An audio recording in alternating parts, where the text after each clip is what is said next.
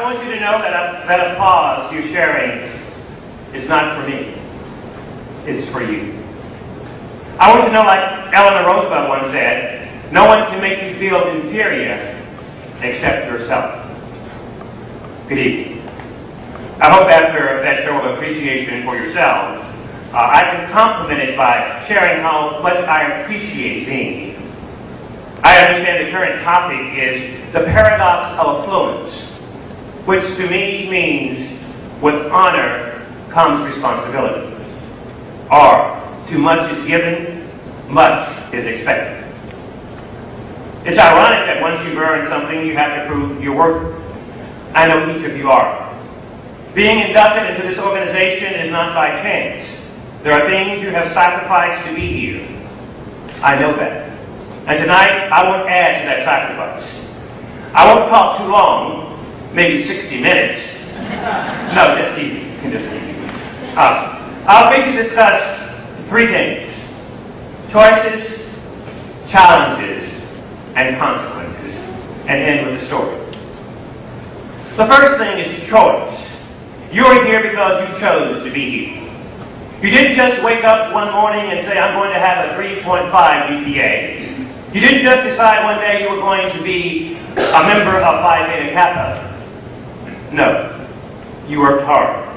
You earned the right and chose to go a bit farther, that extra mile, and let the world know what you've done. That's a fact. When people Google you, they'll see you're a member of this illustrious organization. They will know you are a nerd, like me. Glasses and all. But you're much better looking. You know why I have my PhD? Because instead of climbing trees or playing cowboys and Indians like a lot of kids I grew up with, I liked school. And any excuse I had, I went. Why do you think I teach? Because I like my students? Duh! No, really, I love my students, but I really like school. I love sharing my passion with those who will someday replace me. Students like yourselves, who fulfill what one of my college professors, Dr. Alan Yeomans, told me: whatever you are able to bring to your students pales significantly when contrasted with what your students bring to you. You have, I'm sure, in some capacity done that, and I'm honored to be here. Life is about choices. No matter what degrees you have, what profession you choose, even who you marry, you have to be selective, extremely selective about those choices, especially as you look to see whose shoes you're about to fill. Former Congressman J.C. Watt said, character is doing the right thing when no one is looking. I challenge you to make the right choice. I challenge you to do the right thing. No one knows what's within you except you and maybe whatever concept you might have of God. You choose, like I chose to go back to school to get my doctorate. It's never too late to fulfill your dreams, and only you can let your dreams die. Remember, it's about choices. The second thing I'll address is challenge. Understand it takes a courageous person to dream a dream and never let it die. And I challenge you to take up the gauntlet. Choose carefully. Enjoy the counsel of your faculty, friends, and family, and take the path you want.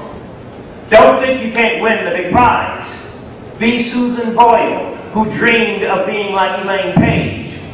And if you don't know who Susan Boyle is, that's one of the first challenges I want you to accept before you leave. Google it.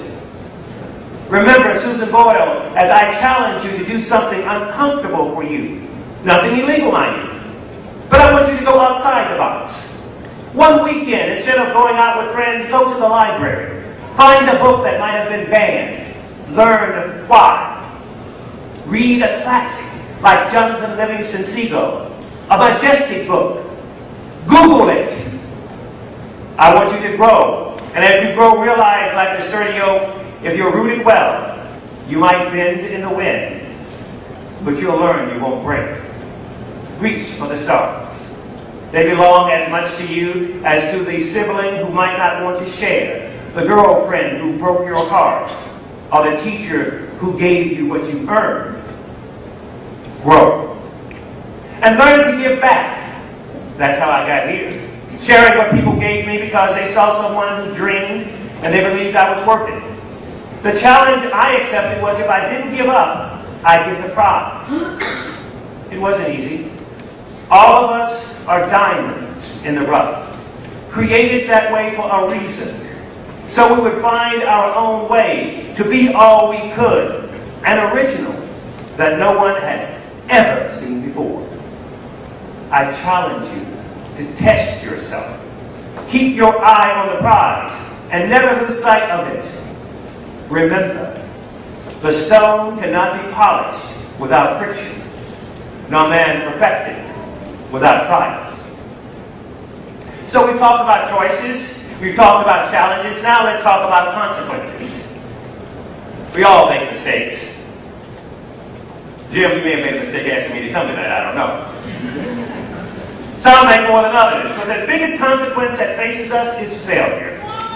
Michael Jordan tells us you only fail if you quit. So don't stop pursuing your dream. If you stop improving your game stops improving. I told one of our adjunct professors, ask any athlete or teacher, if I don't stay on top of things, my students will be bored out of their minds. And I can't blame them. I chose to be a teacher. Every semester I challenge myself to find a new and better way to meet them head on.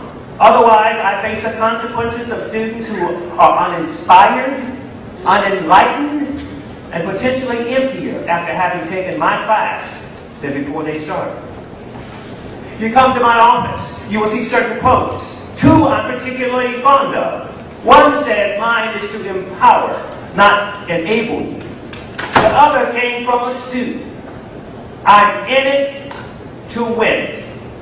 Can you say that? I'm in it to win it. Again, I'm in it to win it. That should be your charter. No matter what might happen, your goal is to not quit. Only when you stop trying do you become a failure. And don't let anyone tell you differently. Can you feel me? Okay, I've talked about my 3 points. Hopefully I've said something you can take, keep, and use. I'm going to close with a story I promised at the start that illustrates my 3 points. But I want to share something one of the administrators told me. Dr. Wortham, it's 4:30 Friday, and you're still at your desk. Why am I not surprised? Now that could have been a lot of things. Maybe I had no place to go. Maybe I was so unorganized and stupid it took me extra time to do what other faculty members had figured out. But I knew what she meant. I was there trying to make something a bit better. Or the truth be known, find something on my desk. People notice you. You are who you are, and no one can change that. It is what it is.